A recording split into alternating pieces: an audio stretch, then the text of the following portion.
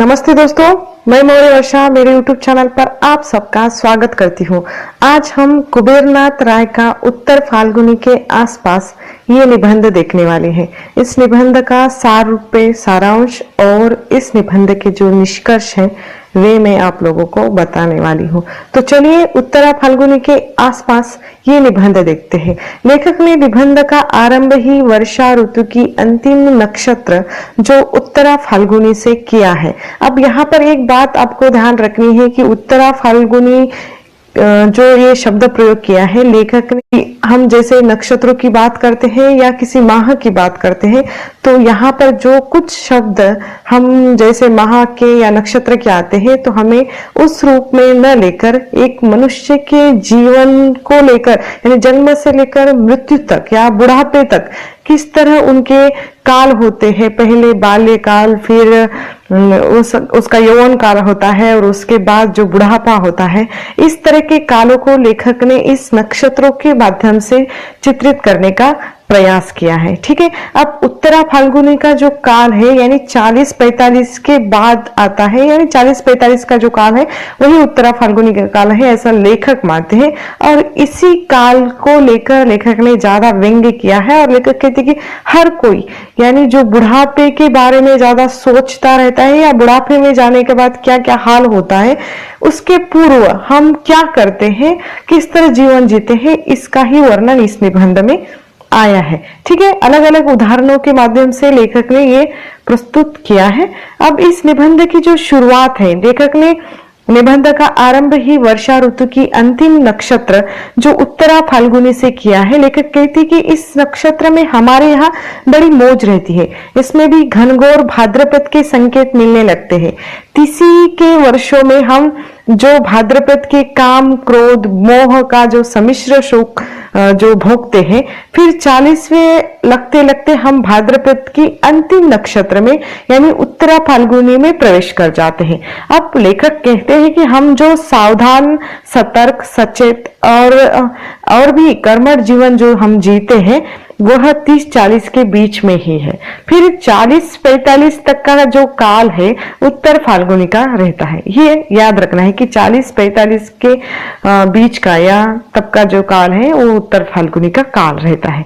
अब इस काल के अंतर्गत प्रवेश करते ही क्या क्या होता है, शरीर में थकावट आने लगती है, उन्हें प्रदोष बल भी मिल जाता है। 45 के बाद सर पर इच्छा का जो स्वर फूटने लगता है, वातावरण में चालाकी बोलने लगती है, यानी इतने दिनों का जो अनुभव होता है वह उस काल में बोलने लगता है। पोशाक और मन उदास, यानी जिस तरह हम फैशन विशन करते हैं वो इस काल के पूर्व ही करते हैं। जैसे ही उत्तर फाल्गुनी काल आ जाता है तो ये सब मन उदास हो जाता है। मयूर श्रृंगार यानी श्रृंगार की जो भावना है वह भी त्याग कर देता है, मानस का संन्याश्रम धारण कर लेता है, ऐसा लेखक का कहना है। मनुष्य का बचपन भले ही निर्मल प्रसन्न हो, 25 भले ही सुखमय हो, परंतु जीवन का वह भाग जिस पर हमारे जन्म लेने की सार्थकता निर्भर करती है वह है 25-40 के जो भाव होता है। उसके पूर्व हमारे जीवन की भूमिका तैयारी का काल हम कह सकते हैं। इसके बाद फल मिलने का काल ये होता है, क्योंकि जो हम जवानी में कार्य करते हैं और उसका ही फल हमें बुढ़ापे में मिलता है। इसी तरह लेखक ने कहा ये फल मिलने का काल होता है। जो हमारे हाथ में था वह हम करते हैं और जिसे करने के लिए हम जन्मे थे वह घटित होता है 25 और 45 के बीच में। अब इसके बाद तो मन और बुद्धि के 50 साल के बाद का काल शुरू हो जाता है, यानी मन और बुद्धि का। अब लेखक ने कैसा, शरीर तो बुढ़ापा वह दिखाता ही है, लेकिन मन का कैसा काल होता है ये भी उन्होंने स्पष्ट किया है। यानी मन और बुद्धि के 50 साल के बाद का काल शुरू होता है, वह वानप्रस्थ काल होता है। अब देह भले ही 1-2 सुख या असंख्य सुख 60 वर्ष तक भोगती चलती है, इस 25-45 की अवधि में ही असल जो सुख की माला है या हीरा है रचती है तीसोत्तरी। अब तीसोत्तरी के वर्षों का जो स्वभाव कसौटी पर रगड़ कर बनी तलवार की तरह होता है, ऐसे लेखक ने उदाहरण देकर स्पष्ट किया है। यानी जिस तरह तलवार की धार लगाई जाती है, धार बनाई जाती है, उसी तरह ये तीसोत्री का काल होता है जिस पर प्रति वर्ष नई नई धार, नया नया तेज चढ़ता जाता है और 40वें वर्ष तक आता है। यानी 40वें वर्ष तक किस तरह हम एक तलवार की भांति, जिसमें हर नई धार को हम प्रति वर्ष उस पर लगाते हैं और वही उस तलवार का तेज बढ़ता जाता है, ऐसा लेखक का मानना है। यानी ज्ञान और अनुभव की बातें जिस तरह उम्र होते होते बढ़ती जाती है, उसी तरह इन्होंने ये बात की है। लेखक कहते हैं कि मुझे क्रोध आता है। अब क्यों आता है? उन लोगों का जो ब्रह्मा को बूढ़ा कहते हैं और चित्र तथा प्रतिमा में उन्हें वयोवृद्ध रूप में प्रस्तुत करते हैं।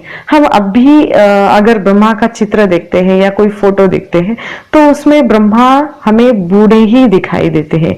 हालांकि दूसरे देवी देवताएं जवान रूप में प्रस्तुत किए जाते हैं, लेकिन ब्रह्मा को बूढ़े रूप में ही प्रस्तुत किया जाता है और वो बात लेखक को अच्छी नहीं लगती। इसीलिए लेखक कहते हैं कि मुझे बहुत क्रोध आता है ऐसे लोगों पर जो ब्रह्मा को बूढ़ा कहते हैं, दिखाते हैं। लेखक ने एक बार दक्षिण भारत के मंदिर में ब्रह्मा की एक अत्यंत सुंदर तीसोत्री युवा मूर्ति को देखा था। यानी एक मंदिर में, दक्षिण भारत के मंदिर में उन्होंने उदाहरण दिया है कि उन्होंने ब्रह्मा को जवानी में देखा, यानी तीसोत्री की जो उम्र होती है उस युवा मूर्ति को उन्होंने देखा, जिसे देखकर लेखक उस कलाकार के औचित्य मीमांसा पर मोहित हो जाते हैं। जिस कलाकार ने उस मूर्ति का निर्माण किया था उसके लिए लेखक कहते हैं कि लेखक का मानना है कि जो सृजक है, जो निर्माता है, जो सृष्टिकर्ता है, वह निश्चय ही चिर युवा होना चाहिए। यानी ब्रह्मा को हम अपने सृष्टि का कर्ता है ऐसे कहा जाता है, तो उनको हम बूढ़ा कैसे दिखाएंगे? प्राचीन या बहुकालीन का अर्थ जीर्ण शीर्ण, टूटा फूटा या बूढ़ा नहीं होता। जो सर्जक, जो पिता, नई लीक का जनक, प्रजाता है, वह बूढ़ा नहीं चिर युवा होना चाहिए। वह भले ही रोमांटिक, काम किशोर, सुंदर न हो, परंतु वह जो जिसके बाल झड़ गए हैं वह बिना काम का कैसे हो सकता है? उसे तो अनुभवी श्रेष्ठ तीसोत्री युवा के रूप में उसे स्वीकारना होगा। यानी जो बूढ़ा हो गया है उसे बूढ़ा न कहते हुए हमें उसे चिर युवा कहना चाहिए, उसी रूप में, यानी जिस रूप में हम तीसोत्री युवा के रूप में उसे प्रस्तुत करना चाहिए, क्योंकि उसके पास बहुत सारा ज्ञान है, ऐसा लेखक का मानना है।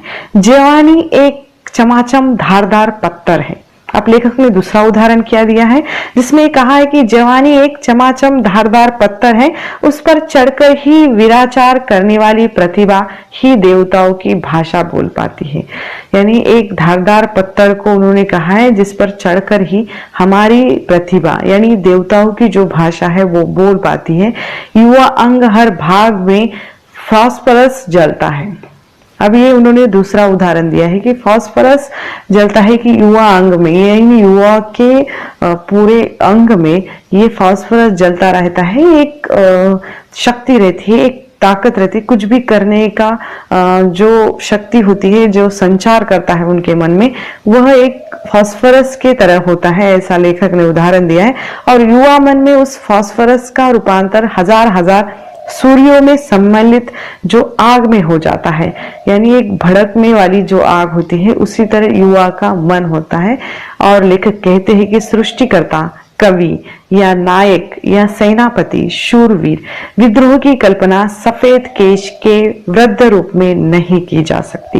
यानी जो कोई सृजनशील है, जो कोई करता है, वह वो सृष्टिकर्ता या ब्रह्मा हो या कवि, लेखक या उस किसी रचना का नायक हो या सेनापति हो या कोई शूरवीर हो, उसकी कल्पना हम किसी वृद्ध के रूप में नहीं कर सकते, बल्कि एक चिर युवा के रूप में करना है। अंततः उन्होंने कहा कि प्रजापति विधाता को सदैव 30 वर्ष के रूप में या युवा के सुंदर रूप में कल्पित करना चाहिए। किस तरह सृजन करना है ऐसा लेखक ने बताया है। अब वास्तव में 30वां वर्ष जीवन के सम्मुख जिस तरह फन उठाए खड़ा हो जाता है, एक प्रश्न चिन्ह लेखक उपस्थित करते हैं कि उस प्रश्न का पूरा पूरा समाधान मूल्य हमें चुकाना ही पड़ता है। यानी 30वां जो वर्ष है एक प्रश्न के रूप में हमारे सामने प्रस्तुत होता है, उसका उत्तर हमें ढूंढना ही पड़ता है और उसका मूल्य भी चुकाना पड़ता है। किसी भी स्त्री या पुरुष की कृति गरिमा इसी प्रश्न पर निर्भर होती है, यानी उसका जो अस्तित्व है, उसका जो मान सम्मान है, उसकी जो कीर्ति है, वह उसी पर आधारित होती है। अगर उस प्रश्न का उत्तर अच्छी तरह से दिए जाए, यानी कुछ काम करके, यानी 30वां जो वर्ष दिया है उसमें कुछ काम करने का होता है और उसमें अगर अच्छी तरह काम किया तो उसकी जो प्रशंसा, उसका जो सम्मान उसे मिलता है, उसका जो फल है उसे मिलता है। गौतम बुद्ध ने 29 वर्ष की अवस्था में गृह त्याग करके अमृत के लिए महान साधना की थी, ऐसा लेखक ने कहा है। यानी जो यीशु क्राइस्ट ने 30 वर्ष की अवस्था में अपना प्रथम संदेश सरमन ऑन द माउंट यानी गिरि शिखर प्रजनन दिया था और 33वें वर्ष में उन्हें सूली पर चढ़ा दिया था। अभी ये जो उदाहरण दिए गौतम बुद्ध का और यीशु क्राइस्ट का, ये जो उदाहरण दिए उन्होंने कहा है कि इसी उम्र में, यानी जो 33वें और 29वें वर्ष के पूर्व ही इन्होंने बड़े बड़े महान कार्य किए और उनका संपूर्ण उपदेश काल 3 वर्ष से भी कम रहा है। वाल्मीकि के अनुसार रामचंद्र को भी जो राम है उनको भी 30 के आसपास ही वास्तव में 27 वर्ष के उम्र होगी उनकी, और उनको जो वनवास हुआ था, यानी राम को वाल्मीकि के जो रामायण में किस तरह कहा है, यानी 27 तक उम्र होगी ऐसा लेखक को लगता है। और लेखक ने कहा है कि उसी उम्र में, यानी 30 के पहले ही, 30 के पूर्व ही उनको वनवास हुआ था। उस समय सीता की आयु 18 वर्ष की थी। वनवास 13वें वर्ष में अर्थात सीता के 30वां पार करते करते ही सीता हरण हो गया। व्यक्ति इसी उम्र में अपनी इच्छा के अनुसार कार्य कर सकता है और वह संपूर्ण दशक उसी तेज और दाह से प्रभावित रहता है। उसके बाद 30उत्तर दशक जीवन का घनघोर कुरुक्षेत्र जैसा होता है। इस काल में स्त्री या पुरुष अपने मर्म और धर्म के प्रति अपने को सत्य करते हैं और अपनी अस्तित्वगत महिमा उद्घाटित करते हैं। अब इसमें कम से कम ऐसा करने का अवसर तो अवश्य पाते हैं। 40 लगने के बाद 35 या 45 तक यथास्थिति की उत्तरा फाल्गुनी चलती है, ऐसा लेखक का कहना है। पर इसमें भी जीवन की प्रतिकूल अनुकूल ऊर्जा परस्पर के संतुलन को खोना प्रारंभ कर देती है। अब प्राण शक्ति की उतरने की क्रिया इसी काल में होती है और ऊपर की ओर वो मुख करती है। इसके बाद अनुकूल ऊर्जा थकने लगती है, प्रतिकूल ऊर्जा प्रबल हो जाती है और देह की गांठ गांठ में मेल वह करती है। यानी जो प्रतिकूल ऊर्जा है वह बढ़ने लगती है जैसे ही 45 का वर्ष या वह दशक शुरू होता है। अब सृष्टि अनाकर्षण और रति प्रतिकूल लगने लगती है, यानी हमें आकर्षण सृष्टि में कहीं पर दिखाई नहीं देता और रति का जो भाव है वो भी प्रतिकूल लगने लगता है। अब बुद्धि का तेज घटने लग जाता है, वह स्वीकारपंथी होने लगते हैं। यानी इस अवस्था में व्यक्ति जो कुछ आता है वो स्वीकार कर लेता है। अब उसमें वह प्रतिकूल भाव नजर आते हैं, वह आत्मा की आग जैसे तेज में ही शक्ति का विकार छाने लगता है। लेखक कहते हैं कि यहाँ 45वें वर्ष की बात कर रहे हैं, किंतु साथ ही यह भी कहते हैं कि दोस्ती वश की, ये एक नाम है दोस्ती वश की, जिसने 40 के बाद ही जीवन को धिक्कार दिया था और उन्होंने कहा था कि मैं 40 वर्ष जी चुका, 40 वर्ष ही तो असली जीवन काल है। तुम जानते हो कि 40वां माने चरम बुढ़ापा। दरअसल 40 से ज्यादा जीना असभ्यता, अश्लीलता, अनैतिकता है। यानी ये जो उदाहरण है ये दोस्ती वश की है। उनके विचार है कि 40 के बाद जो बुढ़ापा आता है वो चरम बुढ़ापे का काल होता है, उसमें हम कुछ भी नहीं कर सकते और इसके बाद जो जीना है वो असभ्यता है, ऐसा उनका मानना है। और वो कहते हैं कि भला 40 से आगे कौन जीता है, ऐसा प्रश्न उन्होंने किया है। मूर्ख लोग और व्यर्थ लोग जीते हैं। अब जैसे कि जैसे इसमें मैंने वो शब्द डाल दिए हैं जिसमें दोस्ती वस्की के हैं। इस दोस्ती वस्की की इस उक्ति का अर्थ लेखक ने शाब्दिक न लगाकर कुछ इस तरह लगाया है। 40 वर्ष के बाद जीवन के सहज लक्षणों का परिवर्धन सृजन का आत्मिक और मानसिक स्तरों का ह्रास होने लगता है। शक्ति क्षय की प्रक्रिया भी 40 के बाद ही प्रारंभ हो जाती है। लेखक कहते कि मैं साटा तब पाठा की जो उक्ति वाली गंगा की कछार का निवासी हूँ और इसी से इस अवधि को 5 वर्ष और आगे बढ़ाकर देखता हूँ तो उनको दोस्ती वस्की की मूल थीसिस जो है जिसमें इन्होंने ये विचार प्रस्तुत किए हैं, उस मूल थीसिस उन्हें सही लगने लगता है। अब उन्हें भी लगता है कि सच में 40 के बाद जीना ही तो क्या जीना है, उसमें तो पूरा बुढ़ापा होता है। लेखक कहते हैं कि वे 1972 ईस्वी में अपना 38वां पावस यानी 38वां वो बरसात का मौसम वो देख रहे हैं। पूर्व फाल्गुनी का विकारग्रस्त यौवन जल पीकर फेंका हुआ या और भी विकल हो चुका है। भाद्र की पहली नक्षत्र है मघा और मघा में अगाध जल होता है, यानी बहुत बारिश होती है, वर्षा होती है और पृथ्वी की प्यास इसी मघा के जल से ही तृप्त होती है। यदि मघा में धरती की प्यास नहीं बुझी तो उसे अगले वर्ष तक की प्रतीक्षा करनी पड़ती है। यानी यहाँ पर जो लेखक ने बात की है यानी कुदरत की या निसर्ग की, और उसमें बात कही है कि जिस तरह इसमें जो भाद्र की पहली नक्षत्र आती है मघा, उसमें ये अगाध यानी बहुत सारा जल होता है, वर्षा होती है। अगर ये वर्षा या बरसात नहीं हुई, अगर उनकी इसमें प्यास नहीं बुझी तो उन्हें अगले वर्ष तक की प्रतीक्षा करनी पड़ती है। न केवल परिणाम में बल्कि गुण में ही मघा यानी 27 नक्षत्रों में से 10वां जो नक्षत्र है ये मघा का जल बहुत ही श्रेष्ठ होता है। मघा मेष की झड़ी में किसान और कवि दोनों भी गाने लगते हैं, यानी किसान को भी बरसात होने के कारण बहुत सुख मिलता है और कवि भी गुनगुनाने लगता है।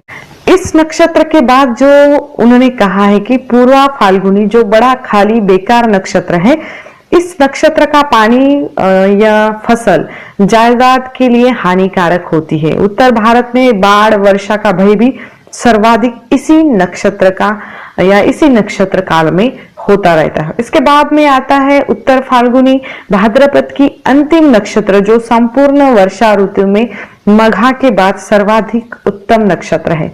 इसका नक्षत्र का पानी स्वास्थ्य कारक होता है, सौभाग्य कारक होता है।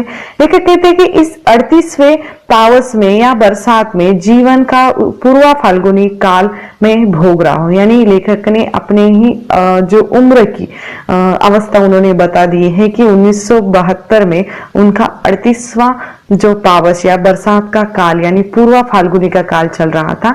साथ ही साथ द्वार पर उत्तरा फाल्गुनी का आगमन भी वे देख रहे थे, यानी आने वाले जो उत्तर फाल्गुनी काल को भी वह देख रहे थे। 40 आने में अभी कितना समय रहा है इसके बारे में वे सोच रहे थे।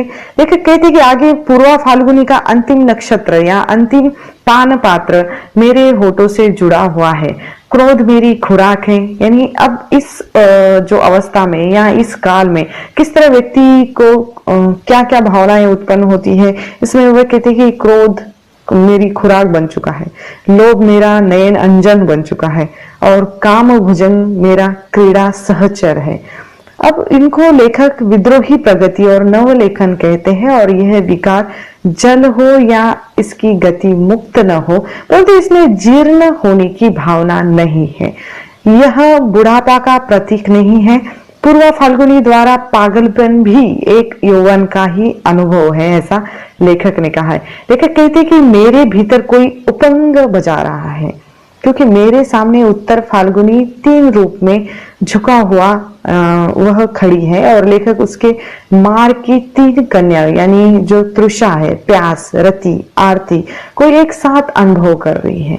लेखक कहते हैं कि लेखक ने इसे पूरी भावनाओं का वर्णन किया है। काल पुरुषों की उंगलियों की आवाज भी वह हिचकी के साथ आती है। लेखक कहते हैं कि अपने भीतर बचते यौवन का यह उपंग संगीत में सुन रहा हूं, अपने मनोविकारों का छल कर पान कर रहा हूं, मुझे कुछ भी चिंता नहीं है, ऐसा भी कहते हैं। अर्थात यहाँ कहने का अर्थ ये है कि लेखक अपने आने वाले उत्तर फाल्गुनी काल या अपने आने वाले जो बुढ़ापे का काल है उस काल का ये अनुभव कर रहे हैं। और वह कहते कि अभी मुझे उस विकारों की, अभी मैं जो विकार झेल रहा हूं और उस विकारों का पान करके पी रहा हूं, उसकी मुझे बिल्कुल चिंता नहीं है। ऐसा भी कहते हैं कि वानप्रस्थ का शरद काल आने में काफी देर है, इसकी चिंता अभी से मैं क्यों करूं। अभी जो उम्र मिली है, अभी जो जीवन है और वो उत्तर फाल्गुनी के पूर्व का काल है, तो इसमें मैं पूरी तरह जी लूं, अभी से उसकी चिंता मैं क्यों करूं।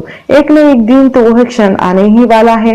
लेकिन कहते कि ऐसा कोई बीज मंत्र, ऐसा कोई टोटका, कोई मंत्र है क्या जिससे अगले 20-22 वर्ष उत्तर फाल्गुनी के आने से रोक दूं। यानी ऐसा कोई फार्मूला, टोटका ऐसा कुछ है क्या जिस वजह से मैं अपना बुढ़ापा आने से रोकूं, ऐसा लेखक कहता है। और उसके बाद वो कहते हैं कि अगले 20-22 वर्ष तक वही उस दरवाजे पर ही वह खड़ी रहे, भीतर ना आ पाए, ऐसा कुछ मैं और मेरे हुक्म की वो प्रतीक्षा करती रहे कि मैं जब बुलाऊं तभी वो अंदर आ जाए। यानी जो बुढ़ापा है उत्तर फाल्गुनी है ऐसा, और मैं जब तक नहीं हूं तब तक वह वही रोके रहे। क्या ऐसा कोई मंत्र है, ऐसा वह पूछ रहे हैं। मनुष्य की उम्र की ढलान होती रहेगी, काल प्रवाह एक नदी के समान है। एक ग्रीक उक्ति है कि एक नदी में हम दोबारा हाथ नहीं डाल सकते, क्योंकि धार क्षण प्रतिक्षण बदलती रहती है। हम कितनी भी बार अगर नदी में हाथ डालते हैं तो हम पानी अलग छूते हैं, क्योंकि धार बहती रहती है और पहली धार को हम पकड़ नहीं सकते। काल प्रभाव भी ऐसा ही है, काल प्रभाव भी स्थिर नहीं रहता नदी के बूंदों की तरह। लेखक अपने दैहिक यौवन का चिरंजीवी रखना चाहते हैं, उसके लिए तरह तरह की उक्तियों की कल्पना भी वे करते हैं। अब वो कहते ययाति की तरह पुत्रों से यौवन उधार लेकर, अर्थात कोई नौकरी न करके कॉलेज में अध्यापन करे तो 55 या 60 वर्ष की आयु तक युवा शिष्य के मध्यवास करने का उन्हें अवसर प्राप्त है। यानी जो शिक्षक होता है या अध्यापक होता है, अगर वो अध्यापन करता है या किसी कॉलेज में, महाविद्यालय में, तो उन युवा वर्ग के साथ वह रहता है तो अपने स्वयं के जीवन को भी एक उस युवा शिष्य के मध्यवास के रूप में वह संवास वह प्राप्त कर सकता है और अपने ही युवा जो क्षण को वो जी सकता है, अवसर प्राप्त कर सकता है, ऐसा लेखक का कहना है। और वो कहते कि जैसे चुंबकीय आकर्षण या क्षेत्र में पड़कर साधारण लोहा भी चुंबक बन जाता है, उसी तरह हम उस युवा छात्रों के साथ रहकर अपना युवा जो अनुभव है या अपना जो यौवन है हम जी सकते हैं। अध्यापक स्थापित व्यवस्था का एक अंग है। लेखक 2 वर्षों में जब मैंने मेरे गुरुओं गांधी, विवेकानंद, विद्यासागर या सर आशुतोष की प्रतिमाओं का एवं उनके द्वारा प्रतिपादित मूल्यों का, जब नए दार्शनिकों ने कहना आरंभ किया कि अध्यापक और छात्र के बीच भी श्रेणी शत्रुओं का संबंध है। अब लेखक ये तो बात करते कि अगर मैं शिक्षक बनूं, अध्यापक बनूं तो मैं अपने युवा जीवन को जी सकता हूं, तो उसके बाद अपने गुरुओं की या जो दार्शनिकों की बातें उन्हें याद आती है और वो कहते हैं कि इसमें भी यानी छात्र और अध्यापक के बीच में भी शत्रुओं का संबंध होता है, तब भी विचार उनके ये बह जाते हैं। अब ययाति पुरानी पीढ़ी का प्रतीक है और पुरुरवा नई पीढ़ी का। लेखक कहते हैं कि मुझे यौवन उधार देंगे भी तो बदले में मुझे भी कुछ देना होगा और मुझे भी कुछ बदले में देना होगा। अपना चेहरा, अपना आत्मसम्मान या आत्मसत्ता, अपना व्यक्तिगत त्याग देने, जो व्यक्तिगत त्याग देने की जो बात है, लेखक को अस्वीकार्य नहीं है। अब छिन्न मस्त पुरुष बनकर यौवन लेने से क्या लाभ, ऐसा उन्होंने प्रश्न किया है। बिना मस्तक के बिना या अपने निजी नयन मुख कान, यानी नयन मुख और कान, इस उधार प्राप्त दव यौवन का नया अर्थ होगा, क्या होगा, ऐसा वो प्रश्न करते हैं। यानी रूप, रस, गंध और गान से मैं वंचित रह जाऊंगा। ये पूरा अगर मुख उधार में मिल गया तो उसका कोई फायदा नहीं होने वाला। और मैं अपने भीतर का जो रूप है, जो रस है, जो गंध है, जो गान है, मैं इससे वंचित रह जाऊंगा। लेखक का कहना है कि 13 वर्ष पुराना समाधान जो मैंने ढूंढा था वह आज भी काम नहीं आ सकता। लेखक का मानना है कि समाज और शासन में शब्दों के व्यू के पीछे एक कपट पाला जा रहा है। अपना मस्तक काटकर स्वयं उसी का रक्त पीना तंत्राचार, वीराचार हो सकता है, परंतु यह न तो क्रांति है और न समर।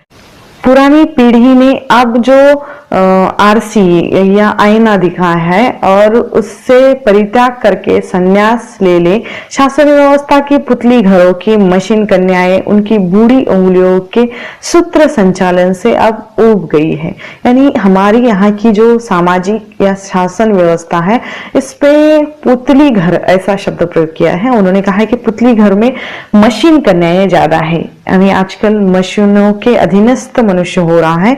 और इसलिए उन्होंने कहा है कि इस मशीन गणों में या मशीनों को जो कन्याएं के रूप में उन्होंने कहा है, और इस बूढ़ी उंगली के सूत्र संचालन से अब मैं ऊब गया हूँ। रह रहकर पतन हो रहा है, अर्थात शासन व्यवस्था चलाने वाले भी अब युवा पीढ़ी चाहिए, जिससे उनको भी अपने यश अपयश के जो स्वयं अवसर वो बुने और वही अवसर पाकर अपने को विकसित करें। ये सब सही है, परंतु क्या इन सब बातों की संपूर्ण सिद्धि के लिए इस पुतली घर का अग्निदाह या पुरानी पीढ़ी द्वारा जो बुने गए कीर्तिपट के विस्तार का दाह, उनके श्रम फल का तिरस्कार आदि आवश्यक है क्या? लेखक ने लेनिन का एक उदाहरण दिया है और उन्होंने कहा है कि उस सारी सभ्यता संस्कृति को जो पूंजीवादी निर्मित कर गया है, हमें स्वीकार करना होगा। उसके द्वारा ही समाजवाद गढ़ना होगा। पूर्व जो पीढ़ी के सारे ज्ञान विज्ञान सारी यांत्रिक को स्वीकृत कर लेना होगा, उसकी सभी कला को स्वीकार कर लेना होगा।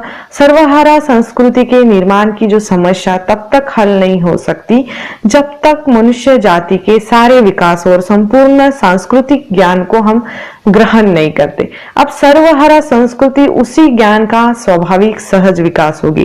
क्रांतिकारियों का पितामह लेनिन जैसे कट्टर बंगाली मार्क्सवादी जो नरेंद्रनाथ राय ने अपनी पुस्तक शेक्सपियर हिज ऑडियंस में कहा है कि लोग कहते हैं कि जोखिम उठा रहा हूं, मूल्य भजन कर रहा हूं। लेखक कहते हैं कि जोखिम उठा रहे हो या नाम कमा रहे हो। हर कोई कहता है कि मैं जोखिम उठा रहा हूं, लेकिन लेखक का मानना है कि जोखिम उठा रहे हो, अपना नाम कमा रहे हो। ये स्वयं को प्रतिष्ठित बनाने का सबसे सटीक तरीका या शॉर्टकट का जो रास्ता है, ऐसा लेखक ने कहा है।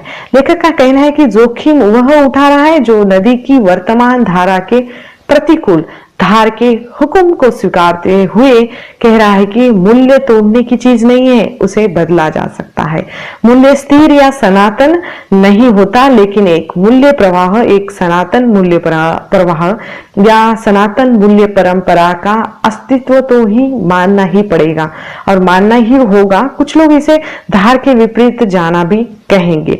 अब उन लोगों को लेखक कहते हैं कि कभी कभी नदी के धार पथभ्रष्ट भी हो जाती है। वह धार सदैव प्रगति की दिशा में नहीं बह सकती और बहती भी नहीं, वह स्वभाव से अधोगति की ओर जाने वाली होती है। वह कर्मनाशा कीर्तिनाशा कालमुखी बनकर हमारे गांव को रसातल में पहुंचाने आ रही है। यानी एक तरह से सामाजिक और शासन व्यवस्था के लिए ये बातें कही है और उन्होंने कहा है कि किस तरह ये नदी की धार यानी जो बह रही है अपनी ही जो धार में, और उस बह रही धार को कभी कभी हमारी काल मुख बनकर भी आ सकती है, जिस वजह से हमारा पूरा अस्तित्व, अपना पूरा गांव रसातल में पहुंच सकता है। अर्थात यहाँ गांव का अर्थ हमारा देश है। लेखक कहते कि इस क्षण हमारी प्यारी नदी ही शुरू हो गई है और गांव को बचाना है तो हमें धार के विरुद्ध बहना पड़ेगा। लेखक कहते कि हम उन व्यक्तियों की तरह नहीं है जो घर फूंक कर तमाशा देकर मौज लेने वाले आत्मभोगी जैसे है। यही हमारी जिजीविषा की मांग है। यानी उन लोगों की तरह नहीं है जो अपना ही घर फूंक कर तमाशा देखते हैं। जो इसे प्रतिकूल जो कुछ कहा जा रहा है, नई पीढ़ी की बात हो या पुरानी पीढ़ी की बात हो, मोक्ष की लालसा ही मुक्ति है, ऐसा लेखक ने कहा है। अब अंततः लेखक ने इस निबंध में कहा है कि लेखक कहते कि मैं धार के साथ न बहकर अकेले अपने भीतर की अमृत कला का आविष्कार करने का संकल्प करता हूं।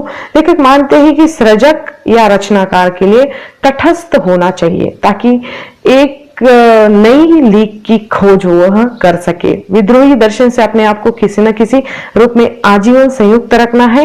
एक लेखक होने के नाते लेखक की भी यही नियति है। लेखक कहते हैं कि कवि हो या साहित्यकार, किसी भी क्षेत्र के सृजक या विधाता हो, उसको ये बात अपने गांठ में बांध लेनी चाहिए कि पुराने के अस्वीकार से नए का जो आविष्कार संभव नहीं है। रचना के कल्पना आविष्कार के लिए विद्रोही मन चाहिए, परंतु रचना का कार्य कल्पना के आविष्कार के साथ समाप्त नहीं हो जाता। रचना प्रक्रिया में हमें जो स्वीकारवादी मन की आवश्यकता होती है, नहीं तो कल्पना या ज्ञान का क्रिया में रूपांतरण संभव नहीं हो पाता। अब प्रत्येक सृजक या विधाता जीवन के चाहे जिस क्षेत्र की बात हो, उसमें विद्रोही और स्वीकारवादी दोनों का साथ होना आवश्यक है। ये दोनों मानसिक बौद्धिक स्तर पर मौसेरे भाई है, ऐसा लेखक कहते हैं। योग शास्त्र के में जो मन की 5 अवस्थाएं कही गई है, जिसमें क्षिप्त, विक्षिप्त, विमूढ़, निरुद्ध और आरूढ़, ये दोनों दर्शन विमूढ़ स्थिति के 2 भिन्न संस्करण हैं, जिसमें नदी अपनी दिशा भूलकर कुल छोड़कर उन्मुक्त हो गई है, तो भी बुद्धिजीवी वर्गों को धीरता और संयम रखना होगा। घबराकर पथभ्रष्ट धार के प्रति आत्मसमर्पण करने की अपेक्षा उस धार के उतार की प्रतीक्षा करनी चाहिए। नदी का पानी हटने पर वह वापस अपने मूल रूप में लौट आएगी। लेखक कहते कि विचलित और चिंता में मैं नहीं हूं। मुझे पता है एक न एक दिन हम पुरानी पीढ़ी के हो जाएंगे, जहां पुतली घर होगा, जिसमें यंत्र कन्याएं होगी, विष कन्याएं होगी। लेखक कहते हैं कि अपने भीतर को जो अमृत कला का आविष्कार मैं करूंगा, जिससे उत्तरा फाल्गुनी काल 20-22 वर्ष के अंतर में नाचता रहे। बाहर चाहे शरद बहे या और कोई ऋतु, अपने बाल सहचरों के साथ व्यवस्था की इन पुतलियों के साथ नृत्य कर सकूं, और अंततः मेरा भी समय समाप्त होगा। तब मैं व्यवस्था के पुतली घर की कन्याओं से माफी मांगकर उत्तर पुरुष की जय जयकार बोलते हुए अपने को स्वयं को विसर्जित कर दूंगा। किंतु अब भी मैं जवान हूं। लेखक ने यहाँ पर मनुष्य को चिर तारुण्य की बात कही है। शरीर से नहीं बल्कि मन से व्यक्ति को हमेशा जवान होना चाहिए, ऐसा लेखक कहते हैं। अब इस निबंध के जो निष्कर्ष है, इसमें आते हैं उत्तरा फाल्गुनी के माध्यम से मनुष्य जीवन पर व्यंग्य किया है। व्यक्ति को स्वयं को कभी बूढ़ा नहीं समझना चाहिए, और वह कभी बूढ़ा मन से होता ही नहीं है। चिरतारुण्य ही व्यक्ति को सृजनशील बनाता है। सर्वहारा संस्कृति का निर्माण उत्तर फाल्गुनी काल यानी 40 से 45 के बीच का होता है। उत्तर फाल्गुनी के बाद व्यक्ति विकारग्रस्त होता है। उत्तर फाल्गुनी का काल नदी के भांति बहता रहता है, और हमारे यहाँ की शासन व्यवस्था हमें हमेशा उत्तर फाल्गुनी काल में देखती है, तो हमें उसमें न बहकर जीवन को चिर तारुण्य के जैसा जीना है, ऐसा लेखक ने इस निबंध के माध्यम से स्पष्ट किया है।